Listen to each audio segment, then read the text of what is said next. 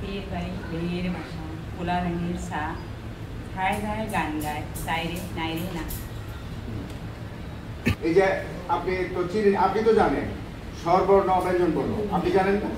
হ্যাঁ, যে স্বরবর্ণে ছাড়া ব্যঞ্জন বর্ণ কি করতে পারে না, উচ্চারিত হতে পারে না, তাই না? প্রত্যেকটা ব্যঞ্জন বর্ণের সাথে কিন্তু কি আছে ভিতরে, একটা স্বরবর্ণ লুকায় আছে। এই ক্ষেত্রে এই কাজগুলো করতে গিয়ে আপনি দেখবেন কিছু দুষ্ট বাচ্চা ক্লাসে থাকবে না? এই দুষ্ট বাচ্চাগুলোকে আপনি ব্যবহার করার নানান রকম পদ্ধতি কিন্তু আছে। দুষ্ট বাচ্চাটাকে কিভাবে আপনি ব্যবহার করবেন,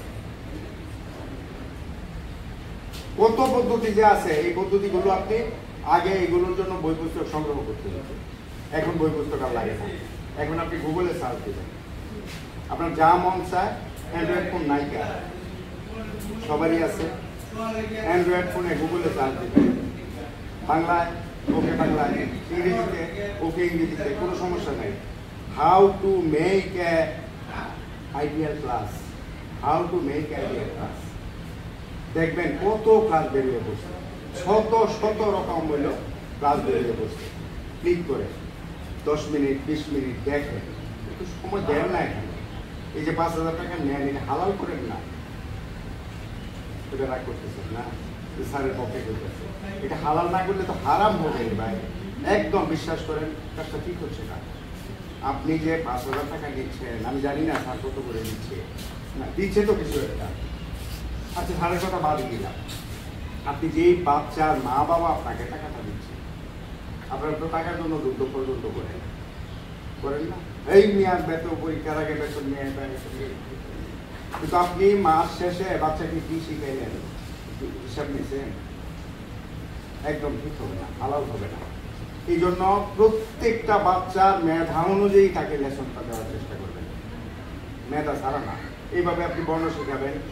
ধরেন আপনি এই যে প্লে ক্লাসেই তো আপনারা হইলো 1-এ যাওয়া লাগে না, তার আগেই দর্শকের ধারণা দিয়ে ফেলেন। কিন্তু একবার কি ভাবছেন যে দর্শকের ধারণা দেওয়ার আগে এই জায়গাগুলোতে কত বেশি আপনার কাজ করা দরকার ছিল?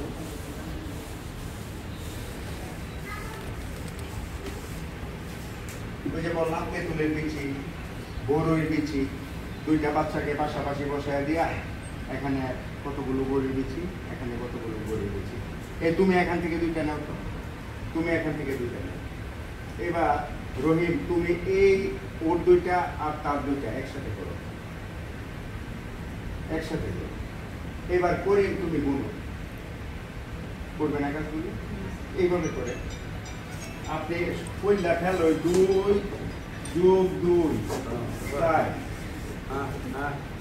পয়লা ঠেলায় যদি তারে 2 যোগ 2 সাইডে জানগা, এত যোগ জানে না রে বাবা, যোগ কি জিনিস বোঝে না।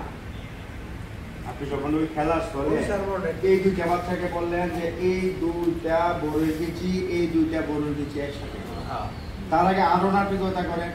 এই যে দেখো পকেট থেকে বের করতে এগুলো করেন বা আপনার ওড়নাটা দেয়া বাচ্চার মুখটা একটু ঘামছে, একটু মুছে দেওয়া অসুবিধা কি? এই যে ওড়নাটা দেয়া আপনি ঘামটা মুছে দিলেন, এতে তার মানসিক অবস্থাটা কোন জায়গায় গেছে জানেন?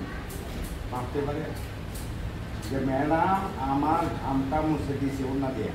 কিংবা কোনো বাচ্চা নাক দিয়ে হইলো কি জানি করবে, হিঙ্গাই, আমরা দিকে আমরা তো গাড়ুর মানুষ হিঙ্গাই পাই, আপনি হিঙ্গাই মুছে দিলেন, অশুদ্ধ হয়ে যাবে একবারে।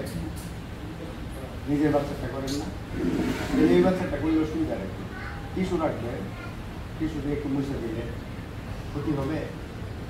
ওইভাবে তোকে একটা শুনবো। তাহলে এইভাবে যদি আপনি উপকরণের সর্বোচ্চ ব্যবহার নিশ্চিত করে কাজটা করেন, তাহলে দেখবেন একদিকে যেমন আপনার গ্রহণযোগ্যতা বাড়তেছে, সেই সাথে বাচ্চা যে বিষয়টা শিখলো সেই বিষয়টা দীর্ঘস্থায়ী হবে, অনেক দিন তার মনে থাকবে। এভাবে আপনি বাংলা বলেন, ইংরেজি বলেন, সমাজ বলেন, বিজ্ঞান বলেন, প্রত্যেকটা বিষয়ই আপনি আগের রাতে বসে কালকে আমি কি বিষয় নিয়ে কথা বলবো, আপনি যেই সাবজেক্টই পড়েন না কেন, একটা সাবজেক্টে একদিনে শেষ করেন, একদিনে তো না, একটা বছর তো একটা সাবজেক্টের জন্য আছে। তাহলে আজকে এই পৃষ্ঠাটা পড়াবেন, কোনো একটা পৃষ্ঠা, কিংবা এই সরার বইটাই পড়াবেন। প্রথম সরাটা ম্যাডাম কি বাইর করেন দেখি, প্রথম ছড়াটা বের করেন যে কালকে ক্লাসে এই ছড়াটা পড়াবো। কি ছড়াটা? তাঁতির বাড়ি। তাঁতির বাড়ি।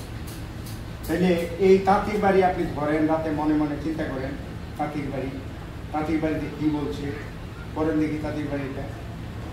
তাঁতির বাড়ি ভেঙের বাসা, পোলা ভেঙের সা, ঠায় ঠায় গান গায়, তাইরে নাইরে না। এটা কত আকর্ষণীয় ভাবে উপস্থাপন করা যায় রাতে চিন্তা করেন।